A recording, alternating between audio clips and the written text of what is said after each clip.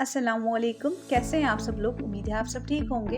आज मैं आप सबके लिए बहुत ही मज़ेदार सी मीठी टिक्कियों की रेसिपी लेकर आई हूँ। आज की ये रेसिपी बहुत ज़्यादा इंटरेस्टिंग है क्योंकि मैं आपके साथ स्टेप बाय स्टेप सारे टिप्स एंड मेजरमेंट शेयर करूंगी, जिससे बहुत ही मज़ेदार सी और परफेक्ट टिक्कियाँ आप घर पर इजीली रेडी कर लेंगे। बिना स्किप किए वीडियो का एंड तक ज़रूर देखिएगा, इंशाल्लाह बहुत कुछ आपको सीखने को मिलेगा।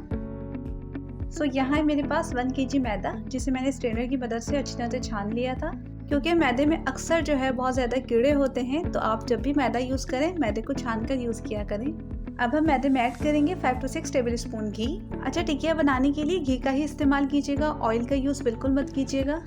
घी ऐड करने के बाद अब हम मैदे और घी को अच्छी तरह से मिक्स कर लेंगे। मैं इसे 2 से 3 मिनट तक अच्छी तरह से मिक्स करते रहूँगी ताकि कोई भी लम्स बाकी ना रहे। आप अगर चाहें तो घी को मेल्ट करके नीम गरम भी ऐड कर सकते हैं। मैदा और घी अच्छी तरह से मिक्स हो चुका है। अब मैं इसमें ऐड करूँगी चीनी। मैं 1 kg मैदे में तकरीबन 3 कप के करीब चीनी यूज़ कर रही हूँ। अगर मेजरमेंट के हिसाब से बताऊँ तो ये 750 ग्राम्स चीनी है, 3 पाव के आसपास। अब हम इसमें ऐड करेंगे 1 कप सूजी, ये तकरीबन 1 पाव के करीब सूजी है। इसके बाद फिर हम इसमें ऐड करेंगे 2 टेबल स्पून तिल से फ्लेवर बहुत अच्छा आता है। इसके बाद फिर हम इसमें ऐड करेंगे 4 to 5 टेबल स्पून पिसा खोपरा। इसके बाद फिर हम इसमें ऐड करेंगे बादाम 2 टेबल स्पून, जिसे मैंने दरदरा सा क्रश कर लिया था। साथ ही हम इसमें ऐड करेंगे 1 टीस्पून इलायची पाउडर। अब हम इसे भी 2 से 3 मिनट तक अच्छी तरह से मिक्स करेंगे ताकि जो भी इंग्रेडिएंट्स हमने ऐड किए हैं वो मैदे में अच्छी तरह से मिक्स हो जाए। आप देख सकते हैं ये अच्छी तरह से मिक्स हो चुका है। इस पॉइंट पर आप इसे टेस्ट भी कर सकते हैं कि अगर आपको चीनी की क्वांटिटी कम या ज़्यादा लगे तो आप उसे बैलेंस कर लें। अच्छा, मैं आपको बताना भूल गई थी कि मैंने यहाँ पर पाउडर शुगर का यूज़ किया था। मैंने 3 कप चीनी को पीस कर ऐड किया है, इससे चीनी बहुत अच्छी तरह से मिक्स हो जाती है। अब हम इसमें ऐड करेंगे दूध। वैसे मेरे पास है 1/2 kg दूध, लेकिन दूध इसमें पूरा नहीं जाएगा। मैं पहले 1 कप दूध ऐड करूँगी, उसे अच्छी तरह से मिक्स कर लूँगी। उसके बाद फिर मैं इसमें 1 कप ऐड करूँगी। इसका आटा सेम वैसे ही गुनेगा जिस तरह हम नॉर्मली आटा गूंथते हैं, लेकिन हमने दूध एक साथ नहीं ऐड करना। अगर हम एक साथ दूध ऐड कर देंगे तो हो सकता है डो बहुत ज़्यादा लिक्विडी हो जाए, तो इसलिए हम पहले 1 कप दूध ऐड करेंगे, उसे अच्छी तरह से मिक्स कर लेंगे। उसके बाद फिर हम इसमें 1 कप ऐड करेंगे। अच्छा, इस आटे की सबसे ज़्यादा गुंदाई है, जितना ज़्यादा आप उसे गूंदेंगे टेस्ट भी उतना ही अच्छा आएगा और फिर टिक्कियाँ भी आपकी ऊपर से क्रिस्पी और अंदर से खस्ता बनेंगी। आपने तकरीबन 8 से 10 मिनट तक अच्छी तरह से इसे गूंदते रहना है। अगर आप परफेक्ट और बेकरी स्टाइल टिक्कियाँ बनाना चाहते हैं तो आप वीडियो को फुल वॉच करें, क्योंकि मैं स्टेप बाय स्टेप आपके साथ बहुत सारे टिप्स शेयर कर रही हूँ। अगर आप वीडियो को स्किप करके देखेंगे तो शायद आपकी टिक्कियाँ इतनी अच्छी ना बने। बहुत ही ज़बरदस्त सा आटा गूंद चुका है। स्टार्ट में इसकी डो काफ़ी ज़्यादा सॉफ्ट और स्टिकी होगी, तो आप घबराइएगा मत। जब आप इसे रेस्ट देंगे 30 मिनट्स का, तो आपकी डो काफ़ी हद तक हार्ड हो जाएगी। अब हम इसे रेस्ट देंगे 30 मिनट्स के लिए। अगर आपके पास टाइम कम हो तो एटलीस्ट आप इसे 15 मिनट्स तो ज़रूर छोड़ें, क्योंकि किसी भी चीज़ में अगर सूजी तलती है तो उसे रेस्ट देना बहुत ज़रूरी होता है। अब हम थोड़ी सी डो लेंगे, उसे राउंड करके उसका बड़ा सा पेड़ा बना लेंगे। इसे बेलने के लिए हम खुश्क मैदा डस्ट करेंगे और फिर इसे बेल लेंगे।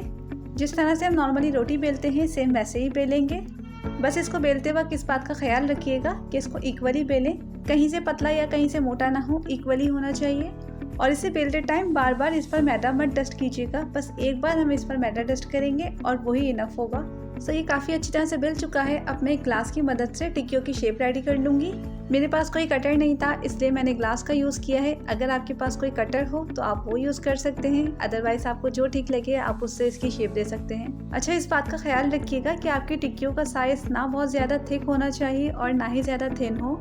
अगर आप टिक्कियों को साइज़ में थोड़ा मोटा रखते हैं तो वो ठीक तरह से कुक भी नहीं हो पाती और उसका मैदा जो है वो अंदर से कच्चा रह जाता है। आप देख सकते हैं टिक्कियों की शेप मैंने रेडी कर ली है। आप अगर इस साइज़ की टिक्कियाँ बनाएंगे तो आपकी टिक्कियाँ अंदर से खस्ता और ऊपर से क्रिस्पी बनेंगी। चलिए फिर करते हैं अब हम मज़ेदार से टिक्कियों को फ्राई। यहाँ है मेरे पास 1/2 kg घी, जिसे मैंने पहले ही गर्म कर लिया था। टिक्कियों को फ्राई करने के लिए इसका टेम्परेचर बिल्कुल भी हाई नहीं होना चाहिए। अगर आप इसे मीडियम फ्लेम पर फ्राई करेंगे तो टिक्कियाँ बहुत ही अच्छी और क्रिस्पी बनेंगी। अगर आप इसे हाई फ्लेम पर कुक करेंगे तो इस पर कलर फौरन आ जाएगा, लेकिन ये अंदर से कुक नहीं होगी। टिक्कियाँ ऐड करने के बाद 2 से 3 मिनट तक हम इसे बिल्कुल भी टच नहीं करेंगे। जैसे ही एक साइड से अच्छी तरह से कुक हो जाएंगी फिर हम इसकी साइड चेंज करेंगे। इसका टोटल फ्राइंग टाइम है 7 to 8 मिनट्स। इससे ज़्यादा इसे कुक मत कीजिएगा, ना ही इससे ज़्यादा कम कीजिएगा। जब तक मैं इसे फ्राई कर रही हूँ, आपने अगर मेरे चैनल अभी तक सब्सक्राइब नहीं किया तो प्लीज़ मेरे चैनल को जल्दी से सब्सक्राइब कर लें और बेल आइकन को प्रेस करना बिल्कुल मत भूलिएगा। इससे मेरे आने वाली हर न्यू रेसिपी का नोटिफिकेशन सबसे पहले आप तक पहुंचेगा। टिक्कियों पर सुनहरा गोल्डन सा कलर आ चुका है। इस पॉइंट पर हम इसे निकाल लेंगे।